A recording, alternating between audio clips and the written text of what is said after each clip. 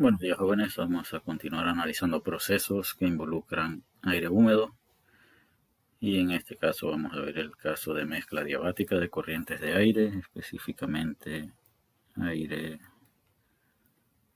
húmedo. Es decir, en base a lo que se muestra en la imagen,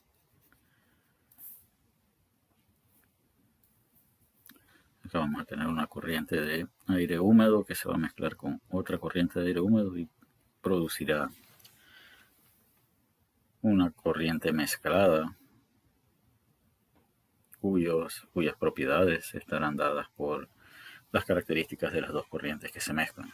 Entonces, el análisis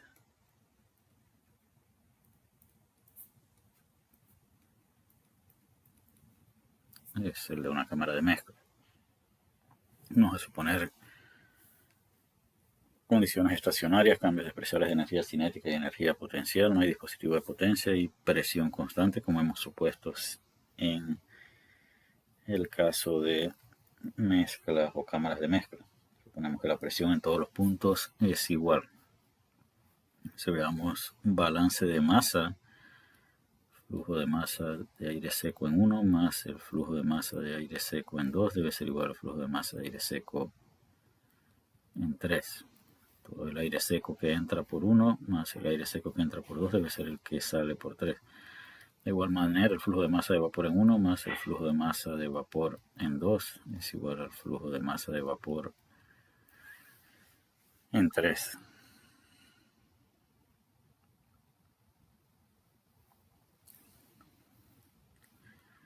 Así que esto es balance de masa de aire seco y esto es balance de masa de aire húmedo, perdón, de vapor.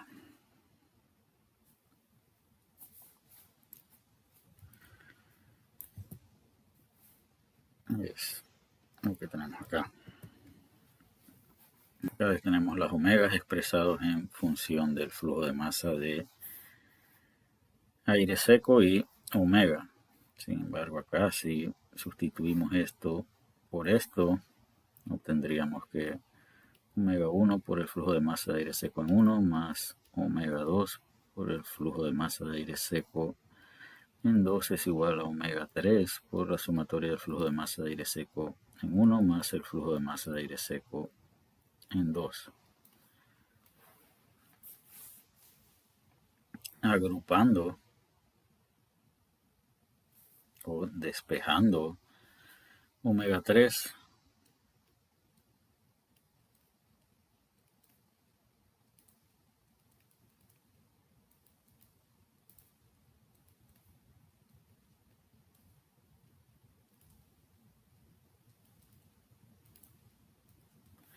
esto es un resultado importante.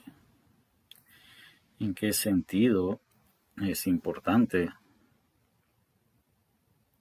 Este resultado es que nos indica, este resultado indica que omega 3 es un promedio ponderado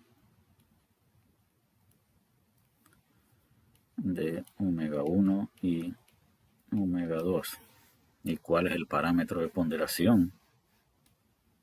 El flujo de masa de aire en 1 y el flujo de masa de aire seco en 2. ¿Qué significa esto? Si el flujo de masa de aire seco en 1 es más grande que el flujo de masa de aire seco en 2, ¿esto qué significa? Que omega 3 menos omega 1 va a ser más pequeño que omega 3 o 2 menos omega 3. Vamos a verlo de otra manera. Vamos a suponer que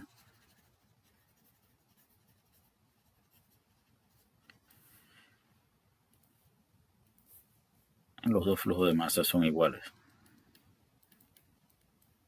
Si esto es cierto, ¿a qué se reduce omega 3 sería igual al flujo de masa de aire, que es el mismo para los dos, omega 1 más omega 2 dividido entre 2 veces el flujo de masa de aire. Esto es un promedio simple. Sin embargo, si el flujo de masa de aire en 1 es más grande que el de 2, este término, o el término que multiplica omega en esta parte, es más grande que el que multiplica a omega 2. Por lo tanto, omega 3 va a estar más cerca de omega 1 que de omega 2. ¿De qué otra manera podemos observar eso?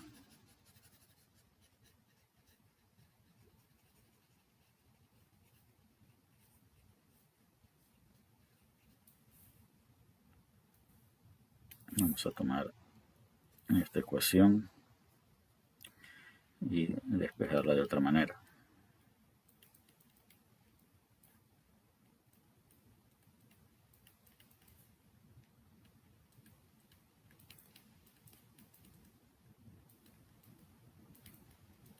Vamos a agrupar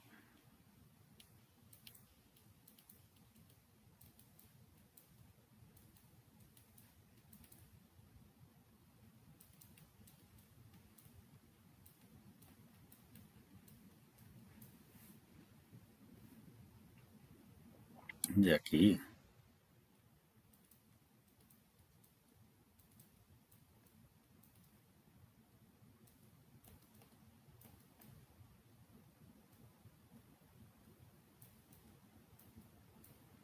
Esto que significa que, a ver, si esto es mayor que 1, quiere decir que el flujo de masa de aire seco en 1 es más grande que el flujo de masa de aire seco en 2. Y la diferencia entre omega 3 y omega 2 debe ser más grande que la diferencia entre omega 1 y omega 3. Es decir, omega 3 debe estar más cerca que omega 1.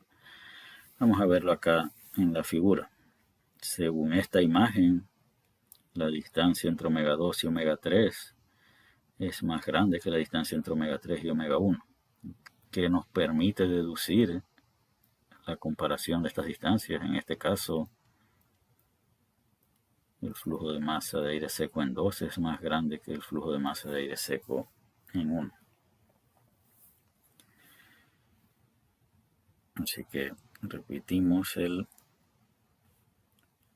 la humedad específica en 3 es un promedio ponderado de las humedades específicas en 1 y 2, y el parámetro de ponderación es el flujo de masa.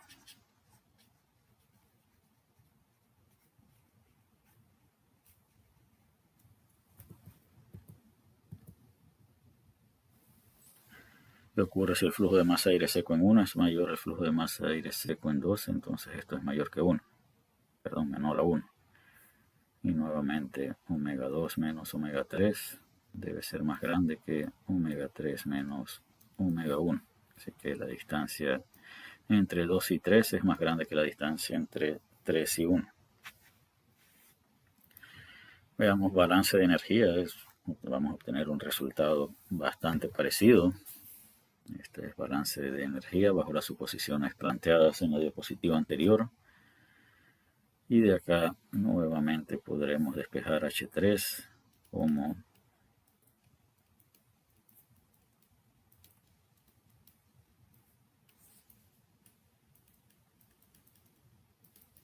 así que H3 también es un promedio ponderado de H1 y H2, donde el parámetro de ponderación es el flujo de masa de aire seco.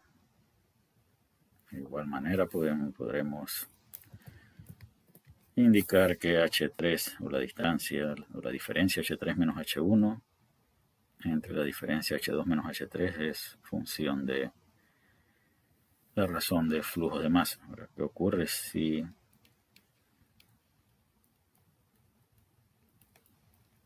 esto es cierto? Esto es mayor a 1.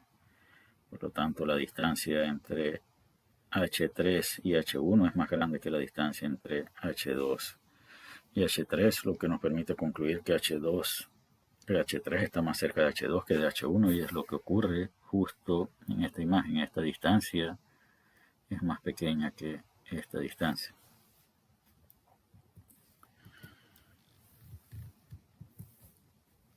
El último proceso que vamos a observar es el de las torres de enfriamiento. Y el propósito de las torres de enfriamiento es reducir la temperatura de una corriente de agua al ponerla en contacto con una corriente de aire. Vamos a observar qué ocurre. Esto es una corriente de agua a la que deseamos reducir la temperatura. Esa agua va a ser rociada y este abanico va a inducir una corriente de aire. Ahora el agua va a entrar en contacto con el aire y eso supone que parte del agua que estamos rociando va a ser absorbida por el aire. ¿Esto qué significa? Que toda el agua que entra por aquí no va a salir por acá. Parte del agua se va a ir con el aire. Eso entonces obliga a que tengamos una fuente para reponer agua. Así que veamos las características del proceso a través de una torre de enfriamiento. Agua caliente es enfriada al ponerse en contacto con una corriente de aire a menor temperatura. La humedad del aire aumenta, pues parte del agua que rociamos va a ser absorbida, la temperatura del agua disminuye y la temperatura del aire aumenta. La masa de agua que se pierde con la corriente de aire debe ser reemplazada fuera de la torre. Es decir, acá debemos reponer la diferencia entre lo que entra por aquí y lo que se va por acá en cuanto a agua.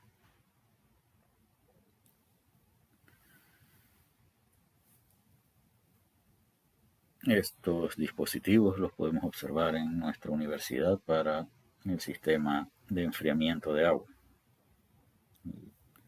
Esos enfriadores de agua, su condensador es enfriado por agua y el agua absorbe la energía del condensador del ciclo y después esa agua debe ser enfriada con aire ambiental en las torres de enfriamiento. Ahora, ¿qué ocurre el día que no hay agua en la universidad? El día que no hay agua no hay manera de reponer el agua, por lo tanto se deben apagar las torres de enfriamiento. Para el análisis vamos a suponer condiciones estacionarias con cambios despreciables de energía cinética y energía potencial. No hay dispositivo de potencia y vamos a suponer presión constante. Vamos a despreciar la potencia del abanico. Por acá entra aire húmedo y por acá sale aire húmedo. Esa es la única entrada de aire y la única salida de aire. Eso que significa que todo el aire seco que entra por aquí, de acuerdo a esta nomenclatura, es el punto 1, debe salir por acá. Así que el flujo de masa de aire seco en 1 debe ser igual al flujo de masa de aire seco en 2. El balance de masa de agua es un poco más complicado, pues tenemos 4 puntos y en los 4 puntos hay agua. Así que, ¿cuántas entradas de agua tenemos? Una entrada de agua y otra entrada de agua. Así que el flujo de masa de vapor en 1 más el flujo de masa de agua en 3 debe ser igual al flujo de masa de vapor en 2 más el flujo de masa de agua en 4. Flujo de masa de vapor en 2 menos el flujo de masa de vapor en 1 es igual a el flujo de masa de agua en 3 menos el flujo de masa de agua en 4. Esto es omega 2 menos omega 1 por el flujo de masa de aire seco es igual al flujo de masa o la diferencia en flujo de masa de agua. Así que esto es lo que debe ser reemplazado. Esto es lo que se va en el aire. La diferencia entre lo que entra de agua líquida y lo que sale de agua líquida es lo que debe ser reemplazado.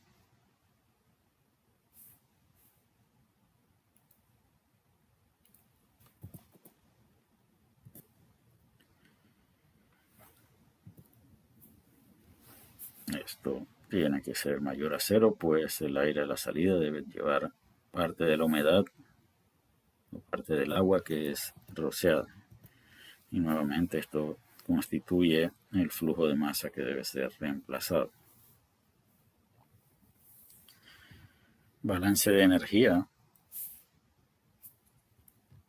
Bajo las suposiciones establecidas, energía de flujo de entrada es igual a energía de flujo de salida. Usando la nomenclatura de esta imagen, diríamos que el flujo de masa de aire seco en 1 por la entalpía del aire húmedo en 1 más el flujo de masa de agua en 3 por la entalpía del agua en 3 debe ser igual al flujo de masa de aire seco en 2 por la entalpía de aire húmedo en 2 más el flujo de masa de agua en 4 por la entalpía del agua en 4.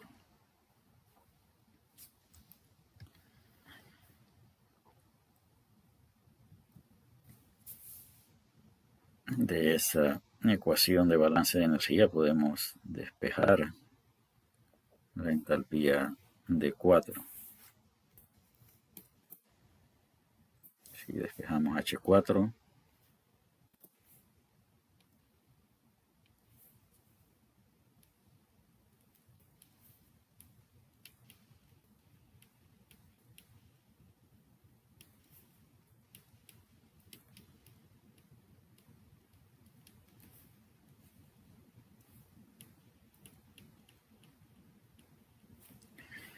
esta sería la forma en que expresaríamos H4, pero para eso necesitamos conocer este flujo y este flujo. Debemos poder expresar el flujo de masa en 4 en función de las humedades específicas y el flujo de masa de agua de entrada. Así que esto es por balance de masa de agua, obtenemos esta expresión para el flujo de masa de agua de salida. Y esto nos daría la entalpía que tiene el agua líquida a la salida de la torre de enfriamiento. Ahora, ¿qué características debe tener el aire que sale de la torre de enfriamiento? El aire que sale de la torre de enfriamiento debe estar saturado. Debe llevar 100% de humedad relativa. Así que eso es un dato importante en el análisis de las torres de enfriamiento.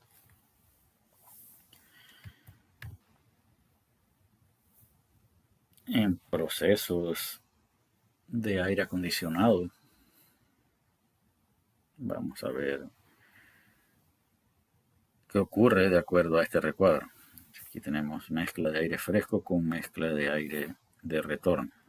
Vamos a ver qué significa aire fresco y qué significa retorno. Cuando nosotros ponemos a andar nuestro aire acondicionado, esta es la entrada del aire al evaporador. Y por acá sale el aire del evaporador a una temperatura más baja. Entonces, la diferencia entre esta temperatura y esta temperatura es la ganancia que observa el aire dentro del recinto, así que eso es lo que se conoce como retorno. Entonces, en algunas aplicaciones es necesario refrescar o vamos a ver qué ocurre cuando continuamos, qué ocurre si este ciclo de aire se repite a lo largo del tiempo. Vamos a suponer que siempre vamos a usar el mismo aire. Si siempre usamos el mismo aire, cada vez que nosotros respiramos ese aire, nosotros consumimos oxígeno. Cada vez que tosemos o estornudamos, dejamos contaminantes en ese aire. Entonces la calidad de ese aire se va degradando en el tiempo. Por eso es necesario introducir aire nuevo al sistema. Y eso es lo que se conoce como aire fresco o aire que proviene del ambiente. Ahora, ¿qué ocurre si vamos a suponer que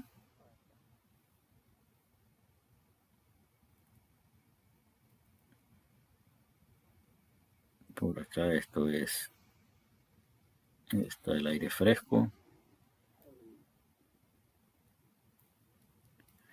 y vamos a suponer que el retorno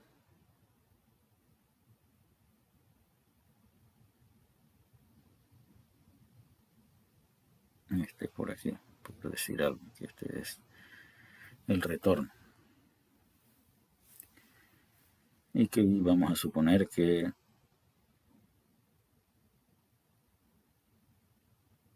por decir algo, aquí está, vamos a poner esto acá y acá. Entonces,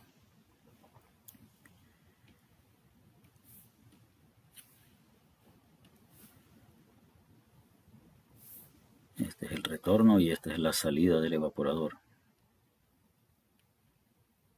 Esto es lo que obtenemos de nuestro evaporador. Ahora vamos a suponer cuál sería la carga de enfriamiento si siempre usamos aire fresco. Si cada vez que queremos pasar por el evaporador usamos aire fresco, el proceso ocurriría de aquí hasta acá. Entonces este sería la diferencia de entalpía que debe vencer nuestra unidad de aire acondicionado.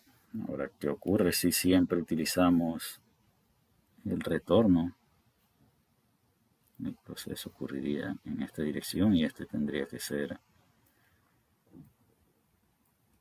el delta H que debe proporcionar nuestra máquina de enfriamiento. Está claro que esta máquina requiere proporcionar menos enfriamiento que esta otra máquina, pero el inconveniente de esto es lo que indicábamos con respecto a la calidad del aire. Entonces, diferentes aplicaciones requieren más o menos de esta reposición de aire nuevo. Entonces, la realidad ocurre en un punto intermedio entre estas dos. Y habíamos evaluado el punto de mezclas adiabáticas. Entonces, entre más retorno utilicemos, más cerca de este punto va a estar nuestra entalpía de entrada a la unidad de aire acondicionado. Entonces, esto va a ser nuestro punto de mezcla. La máquina entonces tiene que enfriar desde aquí, desde esta entalpía hasta esta entalpía. Entonces, repito, entre más cerca estemos de este punto, menos energía se va a requerir y entre más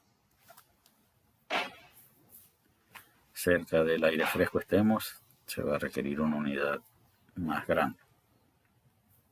Así que,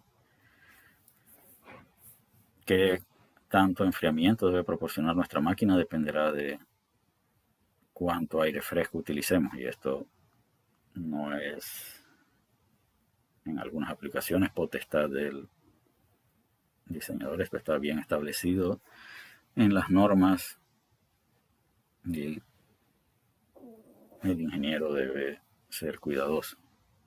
Así que ese es el primer proceso que se indica aquí, mezclado de corriente de retorno y corriente de aire fresco. Eso nos da como resultado este punto. Ese punto, ese aire mezclado o esa mezcla de retorno y aire fresco debe ser pasado por una máquina enfriadora con deshumidificación. Así que acá es el proceso ahora.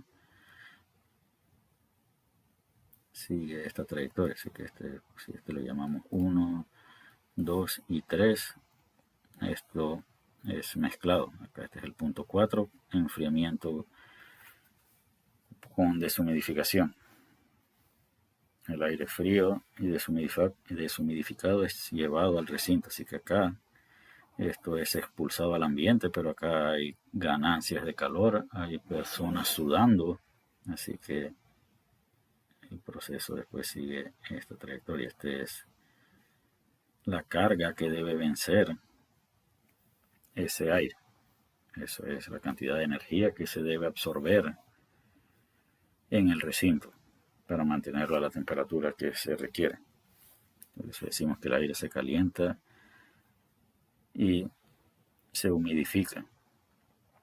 Y el aire sale a las condiciones de retorno y se repite el ciclo.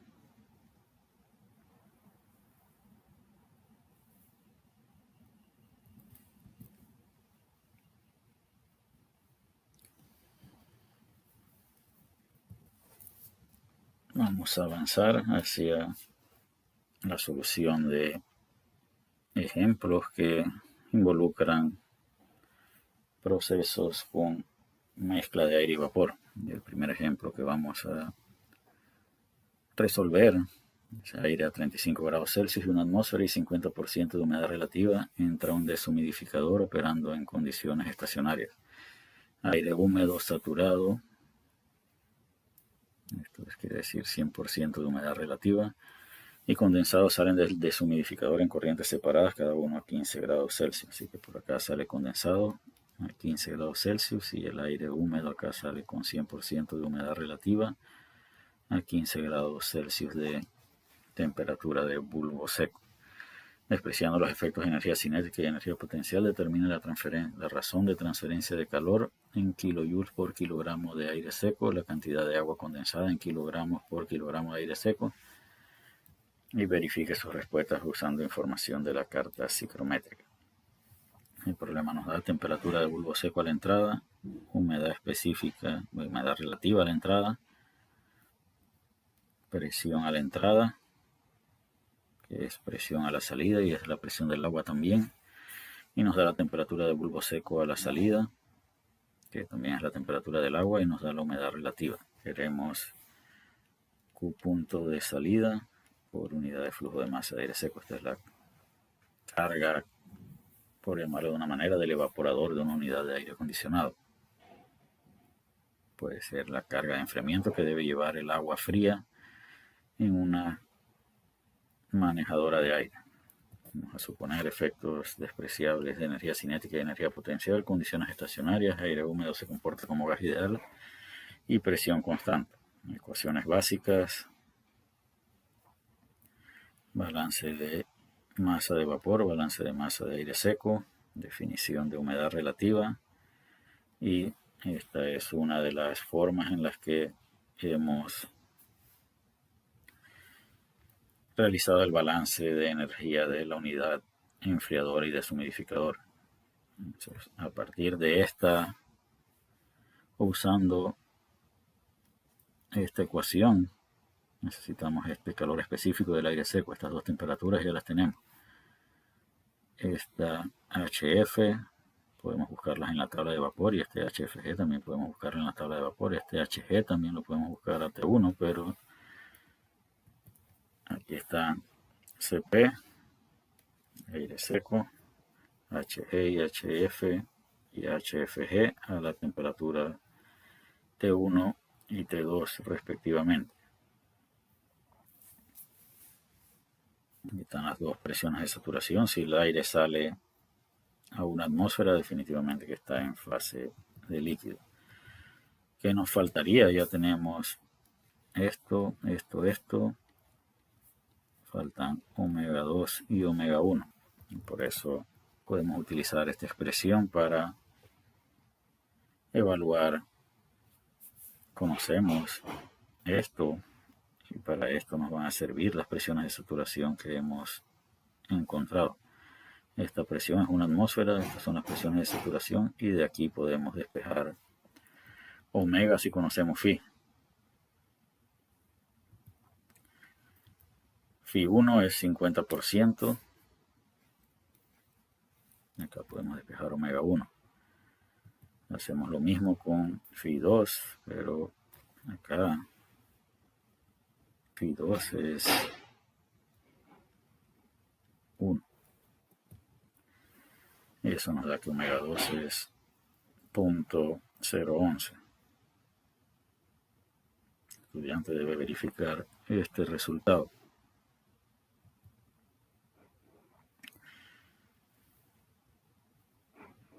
Una vez que tenemos omega 1 y omega 2, solo es cuestión de sustituir los resultados y obtenemos que el Q de salida por unidad de flujo de masa de aire seco es 37.99 kilojoules por kilogramo de aire seco. La otra pregunta que nos hace el problema es determinar el flujo de masa de agua condensada, y el flujo de masa de agua condensada es,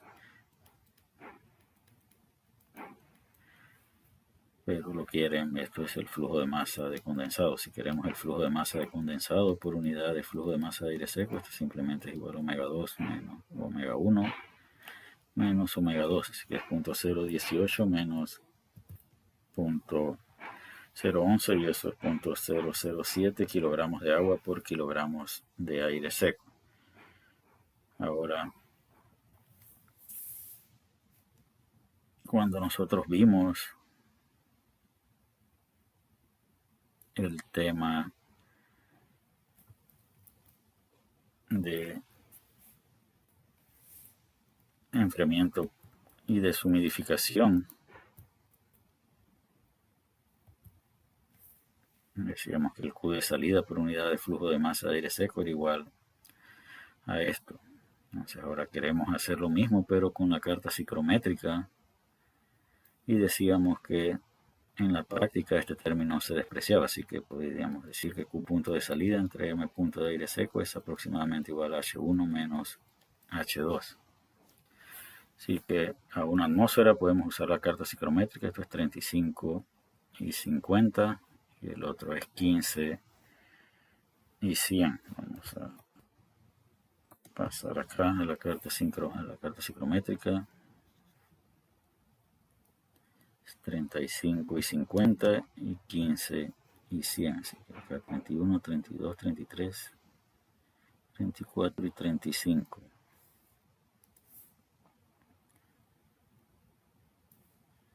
50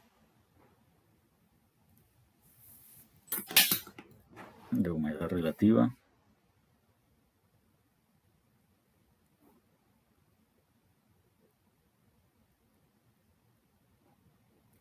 Este es el estado 1 y el otro está acá. Entonces H1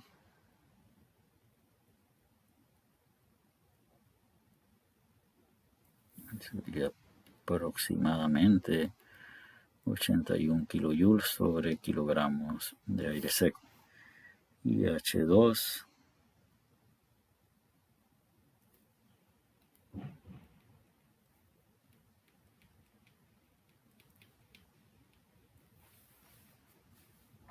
así que si Q punto de salida entre M punto de aire seco es igual a H1 menos H2, esto es aproximadamente igual a 39 kilojoules sobre kilogramos de aire seco. Y la respuesta que habíamos obtenido era 37.99, esto es casi 38, así que la diferencia es bastante pequeña, y no solo es pequeña, es positiva. Es decir, estaríamos requiriendo un poco más de enfriamiento que el que nos daría esta ecuación. Eso es importante a la hora de tomar decisiones en ingeniería. La otra pregunta es definir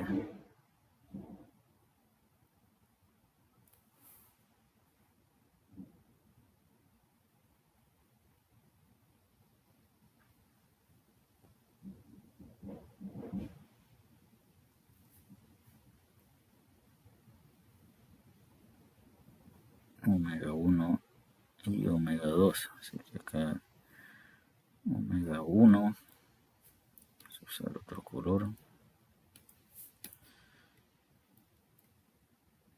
18 gramos de vapor por kilogramos de aire seco según esta escala, y acá